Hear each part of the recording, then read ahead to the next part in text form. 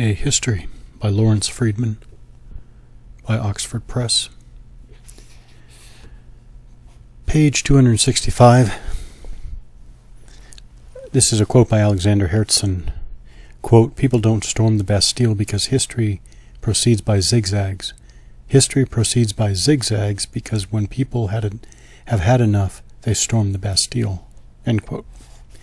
Alexander Herzen was a rare combination of a commitment to radical change with a fear of the consequences of reckless action. He is the hero of playwright Tom Stoppard's remarkable trilogy, The Coast of Utopia, in which Stoppard portrays the circle of mainly Russian radical emigres who moved in and out of Herzen's life during the middle of the 19th century. Herzen was born in 1812 in Moscow, just before Borodino.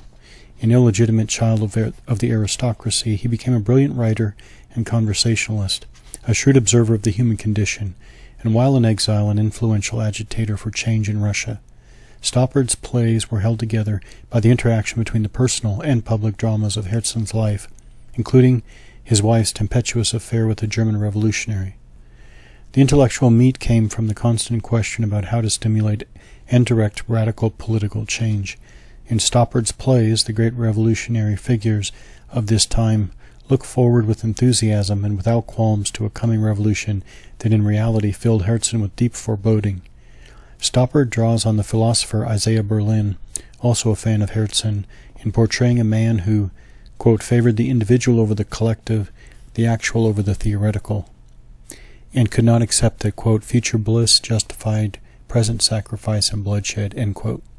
For Herzen, according to Stoppard, there was no libretto or destination, and there was always as much in front as behind, end quote. When Radical spoke of the spirit of history, the ceaseless march of progress, Herzen exclaimed, "A curse on your capital letters. We're asking people to spill their blood, at least spare them the conceit that they are acting out the biography of an abstract noun," end quote. With his liberal skepticism and general distrust of intellectuals on a mission, Stoppard did not do full justice to Herzen's libertarian socialism. Until the emancipation of the serfs in 1861, Herzen was playing an important role in generating pressure for change in Russia. His paper, The Bell, was required reading among intellectuals and elite circles in Russia. He produced this in conjunction with his close friend, the poet Nicholas Ogarev. Many readers, even from the elite, shared his sense of humiliation that Russia was the backward country of Europe, still mired in feudalism and unable to join in the economic, social, and political dynamism of the time. Herzen's method was to expose scandals, mock censorship, and reveal abuses, concentrating on the reasons why reform was necessary and not on how it should be achieved.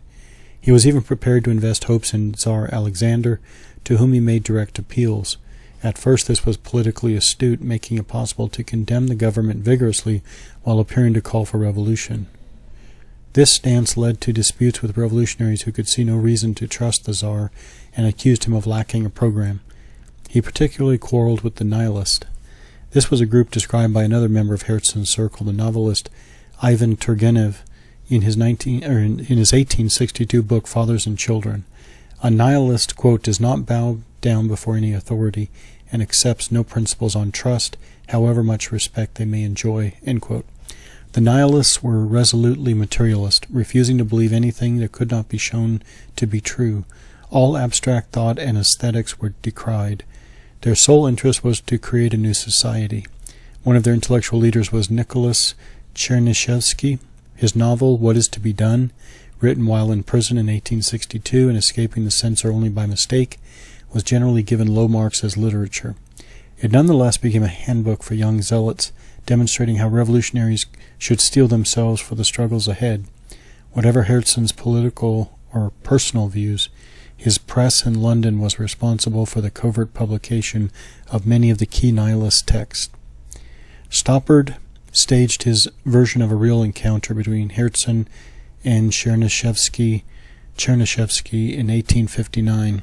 Chernyshevsky had once been an admirer, but now found Herzen an irritating dilettante of revolutionary ideas. His wealth and social position allowed him to disengage allowed him a disengaged approach to the struggle and to embrace the delusion of reform, that authority might undermine itself. For Chernyshevsky, only the axe will do. Herzen considered such arguments divisive. He could not endorse a stance that would serve the government by driving the reformists into the arms of the conservatives.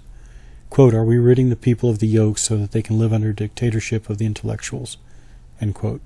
Better to move forward by peaceful steps than to have blood flowing in the gutters. The Tsar's emancipation of the serfs of March 1861 was the turning point. Herzen made this an occasion for a big party at his London home, but the celebration was soon muted. Not only were the details of the declaration a deep disappointment, revealing it to be something of a fraud, but it was followed almost immediately by a massacre in Warsaw by Russian troops. Herzen's sympathy was with the peasants and the Poles, and his anger ran deep. Having worked to hold together a reforming coalition, he could now no longer do so. The betrayal was too great. He broke with the liberals, who feared both restlessness at home and an uprising in Poland. He wrote in the Bell in November 1861 that, quote, "A moan is growing, a murmur rising. It is the first roar of the ocean waves which seethe, fraught by storms, after the terrible wearisome calm. To the people, to the people." End quote. This may have been more exasperation than a political program, but it was interpreted as a call to revolution. Momentarily, Herzen did wonder about whether to support revolution, but he could not bring himself to back leaders who claimed to speak for a people they so evidently disdained. He refused to accept talk of the backwardness of the peasants, and so moved toward populism, coming to trust more in the wisdom of ordinary people than that of the intelligentsia.